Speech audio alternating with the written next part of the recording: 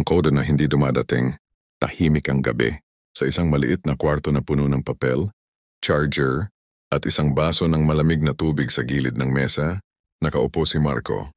Ang liwanag mula sa kanyang laptop ang tanging ilaw, at sa screen ay malinaw ang nakasulat, "Check your WhatsApp messages. Enter the code we sent to your WhatsApp account." Napahinto siya na pabuntong hininga. Okay, simpleng bagay lang to. Antay lang ng code tapos pasok na, bulong niya sa sarili. Dinampot niya ang cellphone at pinuksan ang WhatsApp. Hinanap ang notification, wala. 1 minuto, 2, 3, wala pa rin. Habang naghihintay, sinubukan niyang pakinggan ang paligid. Ang ugong ng lumang electric fan ay parang himig na paulit-ulit. Ang orasan sa dingding, tik-tak, tik-tak, bawat segundo ay parang nangaasar. Bakit ang tagal? Bulong niya ulit. Napakamot siya sa ulo, sinilip ang laptop at muling tiningnan ang cellphone. Pero pareho lang, blanko. Lumipas ang 10 minuto. Binuksan niya ulit ang mga group chat. Doon ang dami pang abala.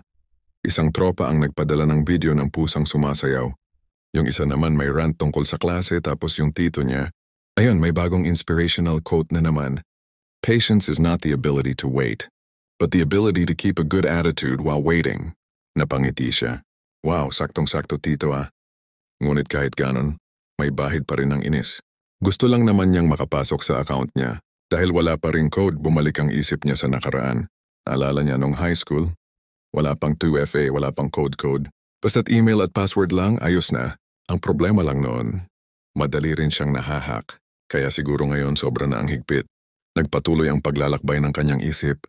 Naalala niya ang unang beses niyang gumawa ng account, yung excitement ng makahanap ng mga kaklase, yung saya ng unang friend request, at yung kilig ng unang like mula sa crush niya. Pero ngayon, ang dami ng proseso at ang dami ring stress. Muli nag-vibrate ang cellphone. Tumalon siya sa upuan. Eto na. Mabilis niyang bukas. Ngunit hindi. Isang simpleng mensahe mula sa kaibigan. "Tol, laro tayo mamaya. Copyhan din after?" Napahagalpak siya ng tawa. Grabe. Wala man yung code pero nandyan pa rin yung mga totoong tao. Sa halip na mainis, napaisip siya. Baka na nga ito'y paalala. Masyado siyang nakatutok sa virtual na mundo. Nakakalimutan niyang mas marami pang koneksyon sa labas ng screen. Dahan-dahan niyang isinara ang laptop. Tumayo siya, kinuha ang cellphone at sinagot ang kaibigan. "Sige, laro tayo." "Libre mo ah." Lumabas siya ng kwarto. Ang malamig na hangin ng gabi ay sumalubong sa kanya. Habang naglalakad, naramdaman niyang parang siya'y nag-login muli. Hindi sa Facebook, kundi sa totoong buhay. Doon niya na-realize. Minsan ang pinakamahalagang mensahe ay hindi dumarating sa WhatsApp.